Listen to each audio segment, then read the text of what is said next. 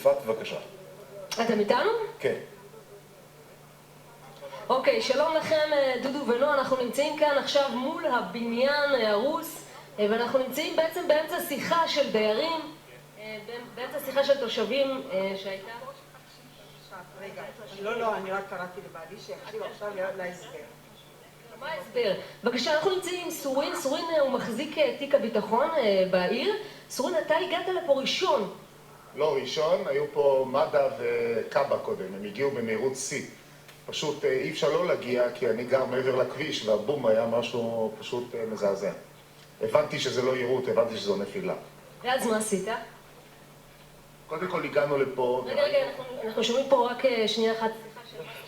אל תפריע לעצמך. כשאתה מסיים את המפגש המופלא הזה, תיגש אליי, כנציג עירייה אני רוצה לבקש עוד משהו. יש פה נציג של מהנדס העיר שנמצא פה, אז עכשיו אני צריך שיהיה פה. אבל... מצריך שיהיה פה. אני צריך, בסדר? תודה רבה. רגע, לא, זה קוראים לך? וואלה, עושים את הבינה. מה זה כן?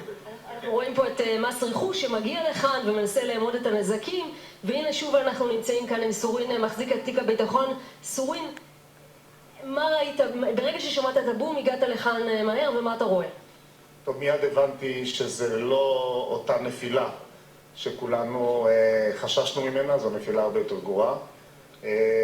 אני לא מומחה צבאי, אבל אני קצין בכיר במילואים, ראיתי מיד שאנחנו מדברים על נפילה של טיל תקני עם חנם רציני. עוד לא קיבלנו תשובה מהצבא, אבל נראה לי שזה מדובר בפאג'ר 5, שזה חנם של 90 קילו. אני מזכיר לנפילות הנוראיות שהיינו בדרום, שם מדובר על טילי גראד, שזה בערך 12 קילו, ומדובר פה על למעלה מפי 7, כמעט פי 8. רואים את הנפילה, אני חייב לומר, הדבר הכי חשוב, מה שאני ראיתי, יש לי צמרמורת בגוף עכשיו שאני מדבר עם זה, זה פשוט שאנשים חייהם ניצלו בזכות זה שהם שמעו בנועלים, ואת הגיבורים האמיתיים את רואה פה. שתי הבנות שלו שדיברתי איתו אתמול, ראיתי הם נכנסו לממ"ד כי כך הם שמרו את ההוראות ממנהלת בית הספר. את הילדה הקטנה שלי שאמרה לבן הגדול, כן, היא אמרה לו בוא נרוץ לממ"ד ונסגור את הדלת. ההדף יכול היה להעיף אותם או לפצוע אותם או להרוג אותם.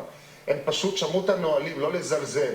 ובקומה ראשונה, קודם כל הם יצאו מפצעים קלים, אבל בקומה ראשונה, זה שנפצע קל בידו זה בגלל שהוא לא נכנס לממ"ד אלא רצה לראות את היירוט, הוא הודה בזה.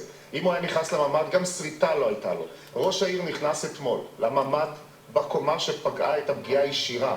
כל הקומה הרוסה לחלוטין, הממ"ד בפנים כאילו הוא מעולם אחר.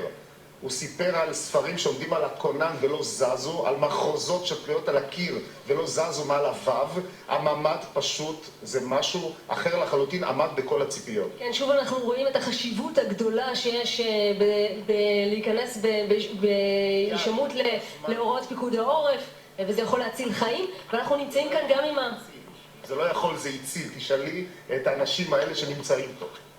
ושוב אנחנו נמצאים פה עם התושבים שהגיעו פה בבוקר שאחרי והם עדיין עמומים, עדיין מסתכלים ואפילו מצלמים את הנזק. הבניין הזה ממש הפך להיות אטרקציה של התושבים. אטרקציה. אין לי, זה לא יקרה. אין. זה שוק, הלם. ממש, קשה לתאר. מפחיד מאוד. אתם השכנים ירדתם לפה אפילו עם פיג'מות. מול אנחנו. את העדף גם ספגנו. מקווים לטוב. זאת רק הוכחה שמה שרוני דניאל אמר